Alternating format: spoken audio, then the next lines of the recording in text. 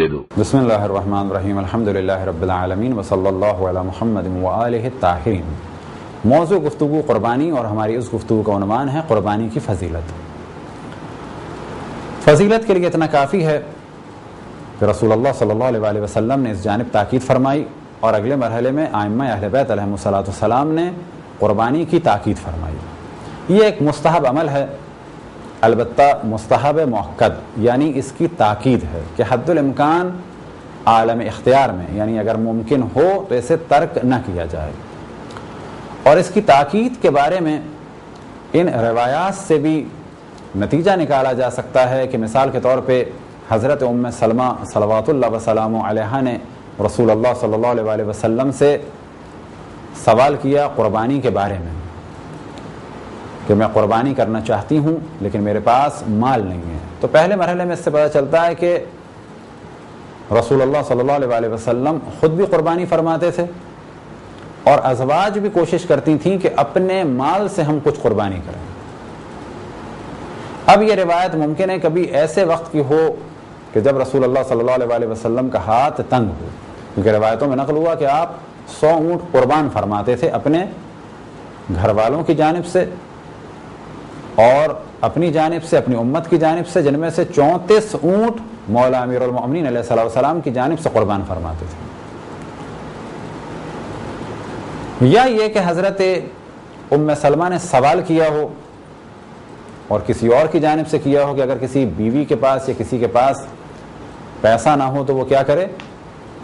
بالآخر جب حضرت ام سلمہ سلام اللہ علیہ نے سوال کیا تو آپ نے فرمایا کہ قرض لے کے ادا کرو، اللہ سبحانہ و تعالی اس قرض کو ادا کرے گا، یعنی قربانی انجام دو قرض لے کے، اللہ اس قرض کو ادا کرے گا۔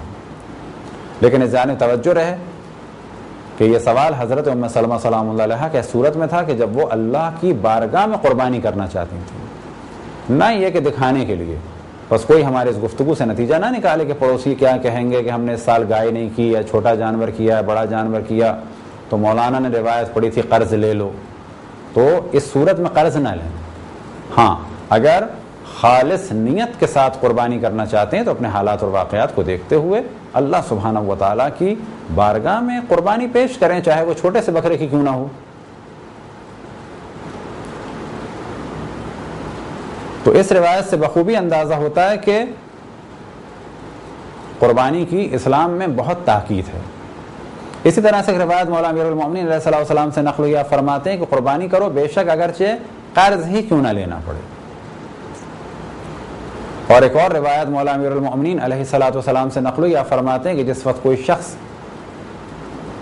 اللہ سبحانہ و تعالیٰ کے لیے قربانی کرتا ہے تو جس وقت جانور کا پہلا قطرہ زمین پہ گرتا ہے تو اس کے گناہ معاف ہو جاتے ہیں۔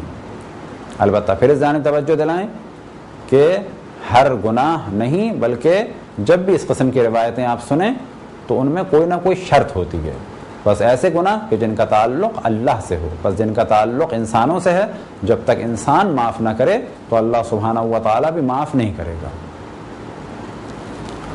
اسی طرح سے اس جانب بھی توجہ رہے کہ بعض گناہ ایسے ہیں کہ جن کی قضا بھی ہے۔ مثال کے طور پہ اگر کسی نے نماز قضا کی تو وہ معاف نہیں ہوگا گناہ جب تک کہ نماز کو انجام نہ دے قضا کی نیت سے۔ تو یہ جو ہم نے روایت بیان کی کہ مولا امیر المؤمنین علیہ السلام نے ارشاد فرمایا کہ جس وقت جانور کے خون کا پہلا قطرہ زمین پہ گرے گا تو اس وقت اس سے گناہ معاف ہو جائیں گے، تو گناہوں کی بھی شرائط ہیں، کون سے گناہ، اور یہ گناہ کس سے متعلق ہیں، اللہ سے متعلق ہیں یا انسانوں سے متعلق ہیں۔ بس قربانی کے بارے میں ہم نے پہلے بتایا کہ قربانی مستحب مؤکد ہے، واجب نہیں ہے، لیکن حاجیوں کے لیے واجب ہے، غیر حاجی کے لیے قربانی مستحب ہے۔ غیر حاجی کے لیے بھی قربانی واجب ہو سکتی ہے اگر وہ قسم کھا لے۔ البتہ قسم کی کیا شرائط ہیں، ہمارے لیکچر جو قسم سے متعلق ہیں انہیں دیکھیں کہ قسم کھائی ہو ہوش حواس میں، ارادے اور اختیار سے، اور اللہ سبحانہ و تعالیٰ کے نام سے۔ بس اگر کوئی قسم کھا لے تو اس پر قربانی واجب ہو جائے گی۔ اسی طریقے سے اگر کوئی شخص اللہ سبحانہ و تعالیٰ سے عہد کر لے، اور عہد کے مسائل کیا ہیں یہ بھی آپ ہمارے لیکچر میں سن سکتے ہیں. اسی طریقے سے اگر کوئی نظر کر لے، بس نظر بھی دل ہی دل میں نہیں کی جاتی، عہد اور نظر کے لیے زبان پہ صیغے کو جاری کرنا ضروری ہے. مثال کے طور پہ اگر کوئی عہد کرنا چاہے تو یہ کہے کہ میں اللہ سبحانہ و تعالیٰ سے عہد کرتا ہوں. اگر کوئی نظر کرنا چاہے تو وہ کہے گا للہ علیہ، اللہ کے لیے مجھ پر ہے کہ اگر میرا بیٹا کامیاب ہو گیا تو میں اس سال عید الاضحیٰ میں قربانی کروں گا. تو نظر کے بھی خاص احکام ہیں، عہد کے بھی خاص احکام ہیں، اسی طریقے سے قسم کے بھی خاص احکام ہیں. یہ تھی ایک مختصر سی گفتگو قربانی کی فضیلت کے بارے میں. خداوند تبارک و تعالیٰ سے دعا ہے کہ بحق محمد و آل محمد ہمیں اپنے رسول، اپنی حجتوں، خصوصاً امام زمان علیہ الصلاۃ والسلام کی معرفت اور اطاعت کی توفیق عطا فرمائے. وصلی اللہ علی محمد و آلہ الطاہرین.